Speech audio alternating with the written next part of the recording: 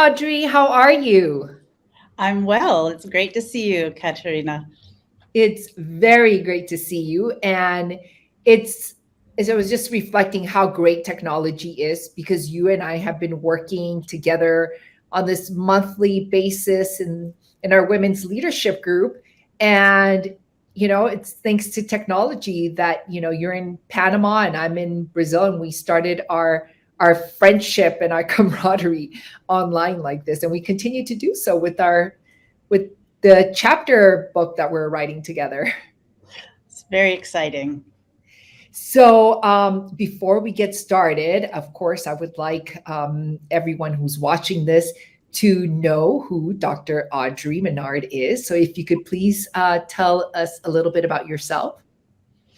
Well, I'm an educator through and through. I'm a person that absolutely hated school and actually dropped out of high school when I was a kid because school was so miserable and boring, and I fell through the cracks. I don't know, for whatever reason, I just didn't shine in high school, and so that's really what drives me every day. Long story forward, got my degrees, have a doctorate, but I get up every morning to make sure kids have a great education and that no child goes through the crazy life that I went through. Oh, that's a beautiful story. And reading your chapter, I was really impressed, first of all, with your writing skills, but I really appreciate how you structured your chapter. You broke it down into 12 very important, but very classical lessons that every head of school needs to know in order to navigate an international school. And it really does reflect your years of experience in leadership, especially on the concept of building relationships and modeling desired behaviors. So, thinking back to when you were a new head of school, what are some of the key points that you wish you had known before starting out? Well, in all of my training through my doctorate, never once did I have any course ever on human resources. I don't know why they don't train us in HR, but that's been such a critical area to know about in leadership. Everything from managing talent, selecting talent, growing talent, and knowing how to get people to work towards this common vision. I mean, Jim Collins, in his Good to Great extra edition he did for nonprofits, did this analogy with the symphony, and how, like, a head of school, you're like the conductor, and somehow I've got to get to all these children through people. So if you don't know HR, if you don't know, I mean, like, you're dead in the water to start with. So by having no background in this, I've certainly made my series of errors over the years, and now have learned more the hard way than not, but with great mentors, reading and carrying on. Having a solid HR background really would have helped me from the beginning. That is so true. And I never really stopped to think about it, because it's one of those things that when you start, you're just kind of like thrown into the fire and you learn, as they say, right? Baptism through fire. That's how you learn. And you're right. And those are such important, skills and knowledge to have when leading such a big organization. You're right. And in your opinion, what makes international education unique? Well, I guess my question sort of back to you is, compared to what? Because when I can think of international schools in the U.S. that I worked in. I could think of international schools in the U.S. that were very diverse, where I know international schools abroad that aren't diverse. So I kind of wondered, like, the one consistency around that question that I can think of is you do have to learn a different set of rules to play by. You've got new laws, you've got new cultures, and then that overlays all the other stuff you have to do in education. But I do think, outside of that, there, in so many ways, it's very similar to schools back home, in that you can find a lot of diversity in the same kind of compositions. So that's a tough question for me. Yeah, that you say it's a tough question, but I feel like you really address it in your chapter, because you're right. You almost have to have this different playbook, as you say, for the different environments and the different types of schools. But I think that's why I appreciate your chapter so much, because it's that classical set of rules and lessons that every head of school needs to know about and embrace before immersing into any culture or any place in the world. Yeah. So and Audrey, can you tell me what is one other leadership story or lesson that you actually thought about writing, but when we told you the word count, you were like, "Uh-oh, I would not be able to fit this into this particular chapter." But something that you think everyone else should know about. Well, honestly, on that question too, I was thinking about that, and I almost feel like it was more like I got everything in there at a high level, but I feel like I could write a book on every single one of the lessons. So, like, for instance, one of the lessons was about removing barriers.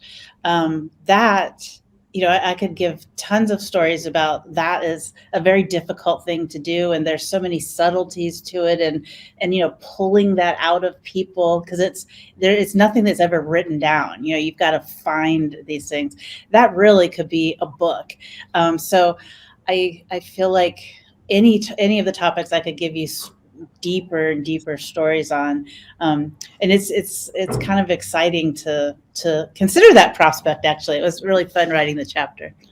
No, you're absolutely right. Because after reading, every lesson, I was like, well, I want to know more. You really did leave me thirsty, wanting to know more about it. And Audrey, I also know that you're well traveled, and your life is full of different adventures. And I'm sure that you have many stories to tell. But what is that one particular story you like to share when you go to a cocktail party, or when you just around friends? And I'm sure you have many stories to tell, but whether it's hair raising or humbling or hilarious, is there a particular story you like to tell that especially you would not have experienced had you not veered off the traditional path and decided to go into international education? Well, there's so many possibilities with that one. I think, I don't know, that in the US where I come from, there's like this whole idea of what a woman should be like and look like, and what's considered attractive and that sort of thing. And I've always been someone with curves, and that's not typically celebrated often in the US fashion industry. But going abroad, I found that curves are actually pretty popular in a lot of areas. So I've had fun in different countries learning to wear the local fancy clothes that accentuate the curves, and learning to dance, how women dance in different cultures. It's so fun, and dressing up and carrying on. I remember as a kid, going into my grandmother's closet, who was a world traveler, and seeing all these amazing gowns and outfits from different places that she had been. And I always wanted to know what that adventure would be like. And having to do that now, showing up for graduation and this gown, and it's like, I don't know, I just feel so much more amazing, and I don't know, just confident. I don't know. I love being able to try on different cultures, and seeing things through someone else's lens, and knowing that my original American viewpoint of things is really just a viewpoint. And as more I travel, my lens gets bigger and bigger, and there's a lot of different ways to look at ourselves. Oh, I like how you describe that. It almost makes me think that we're forever young children who are playing dress up and constantly becoming something different for a point in our times. And yeah, no, that's neat. And nobody really talked about fashion before in that way. And I love how you say you wear the culture in which you're in. Beautifully said. And again, if you had to choose a particular city that you can return to in the future, that you always feel like, oh, that was such a special place in time in my life, where is that place that you dream of returning to one day, and why?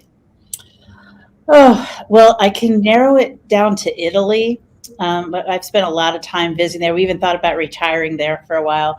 And I just, Italy, I don't know, Orvieto is amazing, but then there's coastal cities. You've got mountains and snow. You've got history. You've got culture. You've got art. You've got coastline, and the food. Oh my gosh, there's nothing like Italian food. I've taken cooking classes there. I could make beautiful pasta.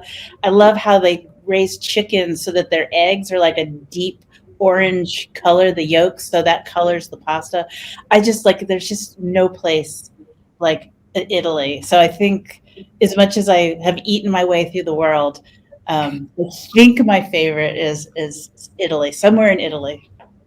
Wow. So you've eaten your way through the world. You've worn fashion. I love all of that. That's wonderful.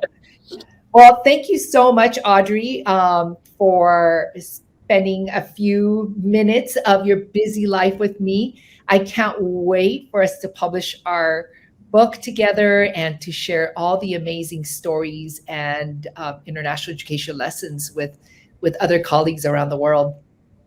It's so exciting. I'm just really so happy to have been able to be a part of it. Thank you, Audrey. Take care. See you soon. Bye. Bye. Thanks for watching and learning with us at SchoolRubric with educators from across the globe. For more access to articles, magazines, podcasts, live episodes, our international school directory, courses, and more, visit us at schoolrubric.org. Thank you.